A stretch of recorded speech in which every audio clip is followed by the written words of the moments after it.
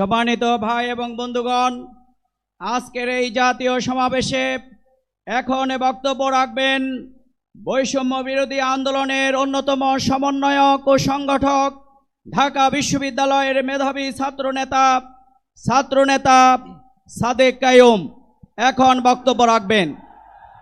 বিসমিল্লাহির রহমানির রহিম। জাআল হক ওয়া জাহাকাল বাতিল ইন্নাল বাতিলা কানা জাহুকা।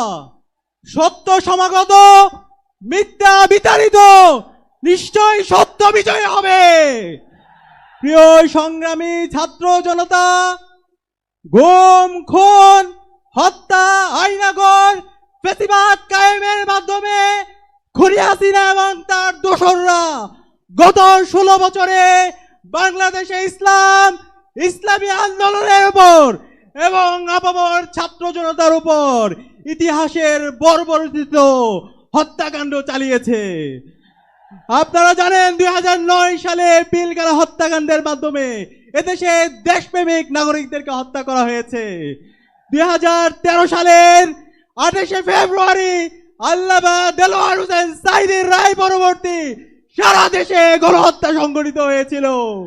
2013 সালের 5 মে শাপলায় আমাদের এদেশের মাদ্রাসা শিক্ষার্থীদের উপর গণহত্যা এবং শিশু হত্যা সংঘটিত হয়েছিল। এভাবে আপনারা জানেন আমাদের ক্যাম্পাসগুলোতে ছাত্রলীগের সন্ত্রাসীরা আমাদের উপর নেককার হত্যাকাণ্ড চালিয়েছিল। আগ্রাসনের বিরুদ্ধে, আধিপত্যবাদের বিরুদ্ধে কথা বলতে গিয়ে বুয়েটের মেধাবী শিক্ষার্থী আমাদের ভাই আবরার পাল শহীদ হয়েছে। এইভাবে গত 16 বছরে আমাদের নেতৃবৃন্দকে আধিপত্যবাদের বিরুদ্ধে কথা বলার কারণে, আগ্রাসনের বিরুদ্ধে কথা বলার কারণে শহীদ করা হয়েছে। আজকের এই প্রোগ্রামের জাতীয় সমাবেশের শুরুতে গভীর শ্রদ্ধার সাথে আধিপত্যবাদের বিরুদ্ধে, আগ্রাসনের বিরুদ্ধে সকল শহীদদের শ্রদ্ধার সাথে স্মরণ করছি। সাথে সাথে জুলাই বিপ্লবের আবু সাঈদ ওয়াসিম শান্ত থেকে শুরু করে শহীদ আলী রায়হান 2000-এর অধিক যে সমস্ত ভাই বোন শহীদ হয়েছে, সকল শহীদদেরকে শ্রদ্ধার সাথে স্মরণ করছি। আল্লাহ পাক সুবহানাহু ওয়া তাআলা সকল শহীদদের জান্নাতুল ফেরদৌসের মেহমান হিসেবে কবুল করুক, আল্লাহুম্মা আমিন। আমিন। প্রিয় উপস্থিতি, আপনাদেরকে অনুরোধ করব আজকের এই জাতীয় সমাবেশ থেকে আমাদেরকে বাংলাদেশ প্রশ্নে ঐক্যবদ্ধ হইতে হবে।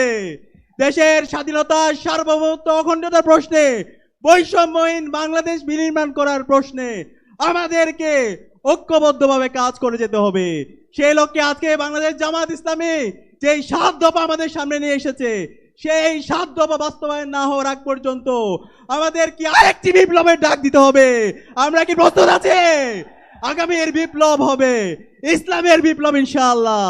আগামীর বাংলাদেশ হবে ইনসাফের বাংলাদেশ। বাংলাদেশ জিন্দাবাদ, বাংলা ইসলামী ছাত্র শিবির জিন্দাবাদ।